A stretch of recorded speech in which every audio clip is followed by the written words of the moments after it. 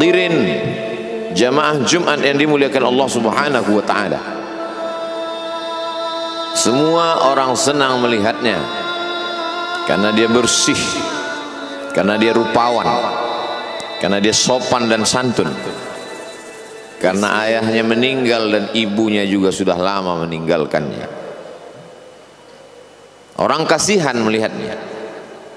Maka karena kesenangan hati mereka, mereka sendiri yang memberikan gelar untuknya yang belum pernah mereka berikan kepada orang sebelum dia.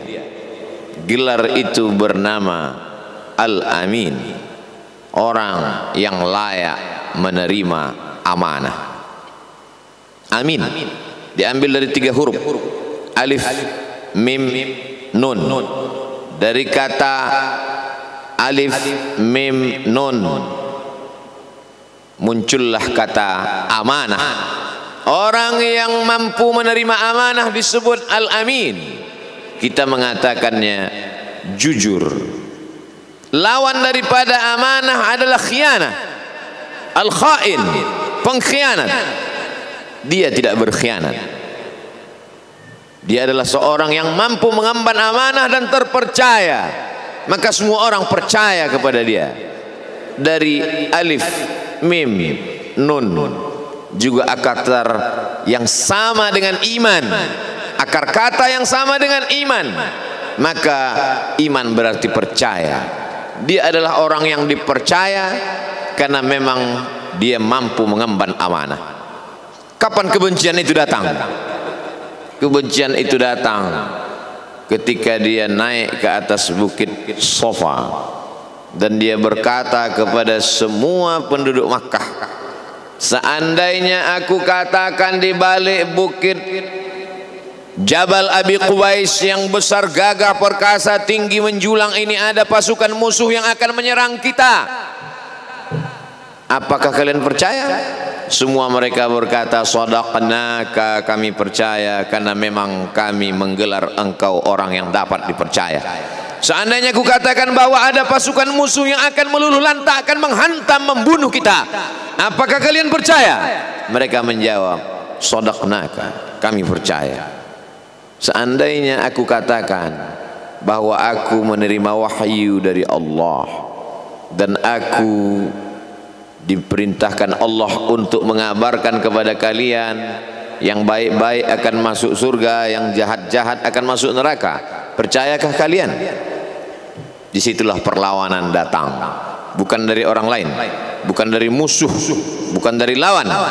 Perlawanan itu datang dari saudara kandung, dari ayah kandung yang masih ada hubungan darah. Tabban laka ya Muhammad alihadza jama'tana, celakalah engkau Muhammad, apakah hanya untuk ini saja kau kumpulkan kami hari ini? Allah membelanya, langsung Allah membelanya. Dia tidak membela dirinya, tapi Allah mengatakan tabbat yada abi lahabi wa tabba ma aghna anhu maluhu, hartanya tak ada berguna, wa ma kasab, hasil usahanya tak mendatangkan manfaat, wa imra'atuhu hammalatal hatab, istrinya menjadi pembawa kayu bakar, simbol dari adu domba, kata-kata yang membuat menyakitkan hati yang dibawa oleh Ummu Jamil istri Abu Lahab untuk menyiksa, menjelekkan, membuli, menebarkan berita untuk membunuh karakter Sayyidina wa Maulana Muhammad sallallahu alaihi wasallam. Ini bukti kalau hari ini ada anak muda yang rupawan, yang dermawan, yang disenangi lingkungannya, tidak ada orang yang tersinggung, biasa, karena Nabi Muhammad SAW juga pernah mengalami hal itu. Tapi begitu kau katakan, aku tadi malam bermimpi bahwa aku mesti hijrah, meninggalkan komunitas peminum khamar, meninggalkan geng kita yang selama ini bicara tentang yang haram, maka disitulah mereka akan berkata, apakah hanya untuk ini saja kita berteman selama ini? Mana persahabatan kita? Apa yang dialami pemuda-pemuda hijrah hari ini dialami oleh Rasulullah sallallahu alaihi wasallam 14 abad yang silam. Ketika kau berhasil bisnis, orang senang. Ketika kau berhasil membina rumah tangga, tidak ada orang yang tersakiti. Ketika anakmu lucu-lucu dan kau berada di tengah mereka, tidak terusik kepentingan mereka, tidak terganggu ekonomi mereka, engkau adalah sahabat, engkau adalah teman setia. Tetapi ketika kau tidak ikut kemauan manusia, disitulah engkau sedang melantik dirimu sendiri menjadi musuh. Maka Allah kuatkan hatimu. Wa in tuti' aktsara man fil ardi, kalau kau ikut kebanyakan orang di atas muka bumi, yudilluka an sabilillah, mereka hanya akan menyesatkan engkau dari jalan Allah Subhanahu wa taala. Tapi api itu tidak pernah padam. Kalau dia padam, maka berakhirlah dakwah Islam. Dia terus bergelora, dia terus menyala, dia terus membakar kemunafikan, membakar kemusyrikan, sampai akhirnya embargo pun tiba. Jangan ada yang mau bergabung dengan kelompok Muhammad sallallahu alaihi wasallam. Jangan ada yang mau berkirim makanan, jangan ada yang mau berdagang, jangan ada yang mau menjalin transaksi. Mereka ingin membunuh secara perlahan-lahan. Jangan beli produknya, jangan duduk bersamanya, jangan berteman dengan dia. Kenapa kamu mau berfoto dengan dia? Kenapa kamu mau bergambar dengan dia? Kenapa kamu masih mau mendengar ceramah dia? Adakah orang yang mengalami hal itu hari ini? Adakah ketakutan-ketakutan dari hamba Allah yang mengatakan Allahu Akbar, Allah Maha Besar, tapi takut ditinggalkan kawan, cemas ditinggalkan sahabat? Maka itu pernah terjadi pada kelompok Sayyidina wa Maulana Muhammad sallallahu alaihi wasallam. Kalau pembunuhan karakter tidak berhasil, maka ada yang lebih dahsyat daripada itu. Mereka tawarkan dunia beserta isinya. Wallahi, demi Allah wahai paman, demi Allah wahai Abu Talib, law wada'u syamsa fi yamini wal qamara fi yasari, andai mereka letakkan matahari di tangan kananku, bulan di tangan kiriku, ala atruka hadzal amr, supaya aku tinggalkan dakwah ini, aku tidak akan meninggalkannya. Bujuk rayu mulai tiba. Itu terjadi pada diri Nabi Muhammad sallallahu alaihi wasallam. Kalau kau tidak mempan dimusuhi, kalau kau tidak mempan dirangkul, kau akan dipukul. Kalau kau tidak mempan dipukul, kau akan dirangkul. Berbagai macam cara, dari mulai yang paling keras sampai yang paling lembut, dari mulai yang paling lembut sampai yang paling keras, sampai akhirnya tempat bergantung itu hilang, lenyap, musnah. Ada dua tempat bergantung, saudara kandung ayah Abu Talib. Mereka tidak mengusiknya karena dia keponakan Abu Talib. Abu Talib anak Abdul Muttalib, Abdul Muttalib anak Hashim, Hashim anak Abdi Manaf, Abdi Manaf anak Qusay, Qusaylah pendiri Darun Nadwah. Mereka keturunan darah mulia dari Adnan. Adnan menerima tetesan darah dari Ismail. Ismail anak kandung Ibrahim alaihissalam. Jangan ganggu dia karena dia keponakan Abu Talib. Masih ada backing, tapi Allah ingin agar hati itu tidak bergantung kepada manusia. Dia buat Abu Talib meninggal dunia, masih ada lagi tempat bergantung. Dia yang dulu ketika kedinginan datang, dia yang menyelimuti. Yang dulu ketika ketakutan datang, dia yang menenangkan. Dia datang menemui Waraqah ibnu Naufal. Waraqah berkata, Namus, malaikat yang pernah datang kepada Ibrahim, yang pernah datang kepada Musa, yang pernah datang kepada Isa, sekarang dia datang kepada suamimu. Katakanlah, jangan takut, jangan cemas. Kalau nanti sampai masanya dia akan diusir dari kampung halamannya, aku orang pertama yang akan membelanya.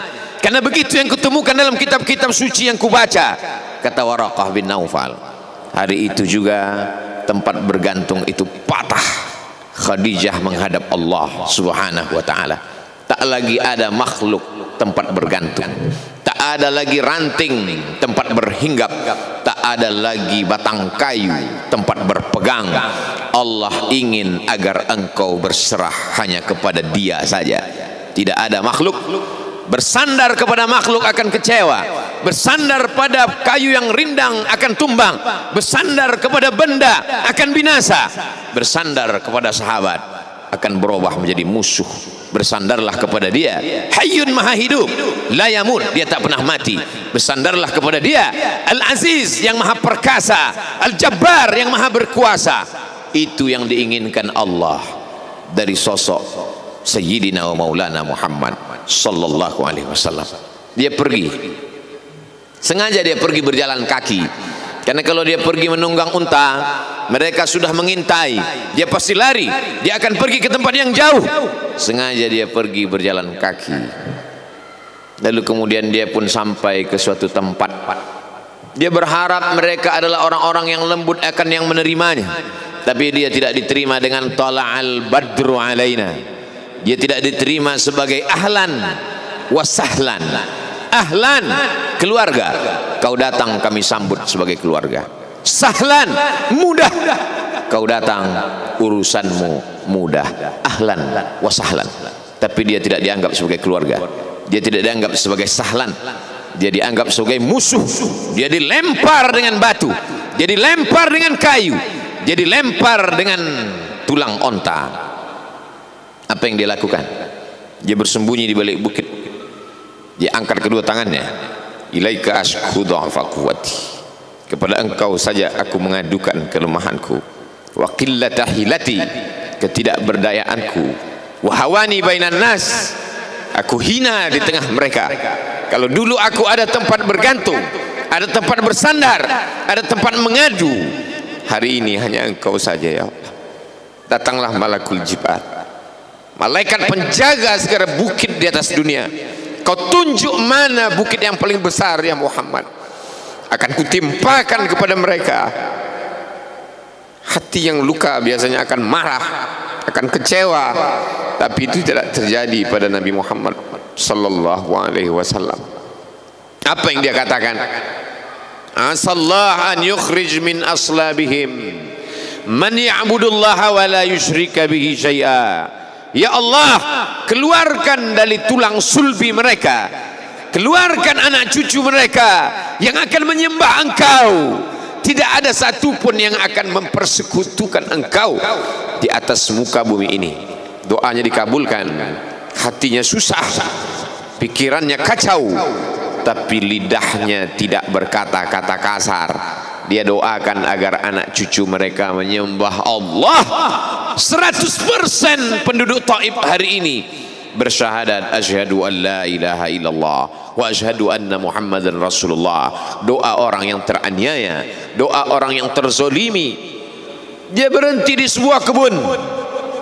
Ada seorang yang bukan terpandang membawakan beberapa ranting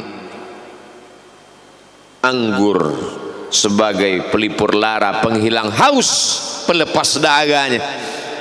Ketika anggur itu akan masuk ke mulutnya, dia berkata Bismillahirrahmanirrahim, atas nama Allah.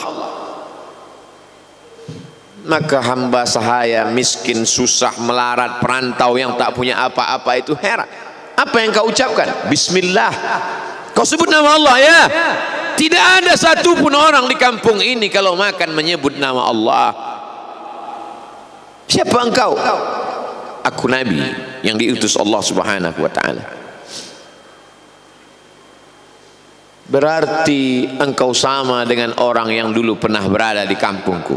Engkau dari mana? Aku dari Ninawi. Ninawi ya. Di sana ada saudaraku, kata Nabi Muhammad sallallahu alaihi wasallam. Di sana ada saudaraku namanya Yunus bin Matta. Yunus bin Matta adalah saudaraku. Sama-sama hamba yang diutus Allah Subhanahu wa ta'ala. Dia juga diingkari oleh kaumnya. Dia masuk ke dalam lautan, ditelan seekor ikan dalam 3 kegelapan. Gelapnya tengah malam, gelapnya lautan, gelapnya perut ikan. Dia berserah kepada Allah. La ilaha illa anta subhanaka inni kuntu minal zalimin. Begitu cara Allah mengingatkan Nabi Muhammad sallallahu alaihi wasallam. Apa yang kau rasakan hari ini belum ada apa-apanya dengan apa yang pernah dirasakan oleh Yunus bin Matta. mendengar itu langsung saja Addas bersimpuh sujud mencium lutut Nabi Muhammad sallallahu alaihi wasallam. Dia tidak mulia, dia hamba sahaya, dia miskin, dia perantau, tapi dia sempat mencium tangan Nabi Muhammad sallallahu alaihi wasallam. Dia sempat menghilangkan dahaga dari leher Nabi Muhammad sallallahu alaihi wasallam. Pertemuan yang berkesan. Biarlah pertemuan itu sekali, tapi sampai ke lubuk hati. Untuk apa pertemuan yang berulang kali tapi hanya sampai di tepi bibir, hanya basa-basi? Nabi sallallahu alaihi wasallam kembali, dia pulang. Di tengah perjalanan dia mendengar, qul, katakan, uhiya ilayya annahu istama'a nafarun minal jin, ada sekelompok jin. Jin itu berkata, inna sami'na qur'anan ajaba, kami mendengarkan bacaan Al-Quran ajaba, menakjubkan, ajib. Biarlah manusia menolakmu, biarlah manusia yang aku dan sombong itu tidak menerimamu, tapi ada satu makhluk yang mau menerimamu. Inna, kami dari kalangan jin, sami'na, mendengar, Qur'anan ajaba, bacaan Al-Quran yang mengagumkan, yahdi ila rusdi, yang membuat kami lurus berpikir benar. Betapa jin yang dikatakan makhluk jahat, tapi ketika dia mendengarkan bacaan Al-Quran tersentuh hatinya dan dia bersyahadat, anna minnal muslimun, kami ada yang muslim, wa minnal qasitun, kami ada yang kafir. Yang muslim taharrau rasada, selalu mencari jalan kebenaran. Yang kafir kanu li jahannam hataba, mereka hanya akan menjadi santapan neraka jahanam. Dia kembali ke kota suci Makkah Al-Mukarramah seperti biasa, sampai akhirnya datanglah malaikat Jibril membelah dadanya, mensucikan hatinya sampai layak.